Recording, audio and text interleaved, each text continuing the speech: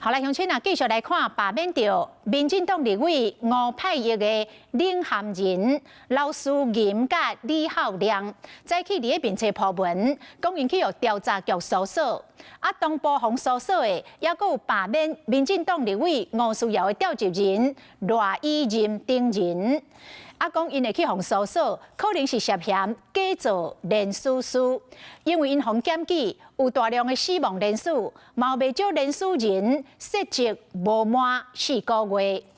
李浩亮甲刘思银拢讲绝对无犯罪事实。车一台一台驶入台北市调处，行路车是罢免吴思瑶团体领衔人张克进调查人员透早展开搜索。另外领衔人刘思银嘛被约谈，其中也有7位领衔人拢被列为搜索名单。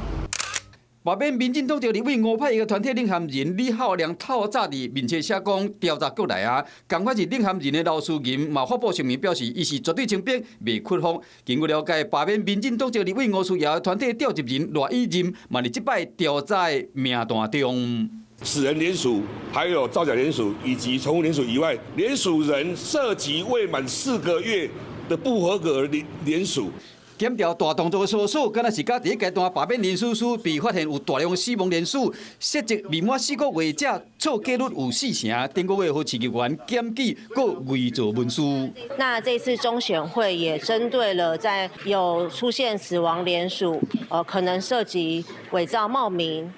文书的情况，也都有主动提出告发，所以我想司法一定是秉公处理，不可能纵容民主被造假。所以尊重司法的侦办。我们希望司法能够秉公处理，厘清事实，有一致的标准，而且符合比例原则，公平公正。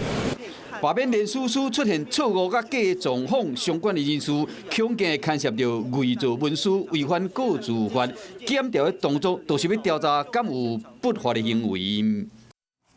Hello， 大家好，我是林依文。想要抢先掌握最及时的新闻资讯吗？赶快订阅、按赞、开启小铃铛，锁定华视新闻的 YouTube 频道。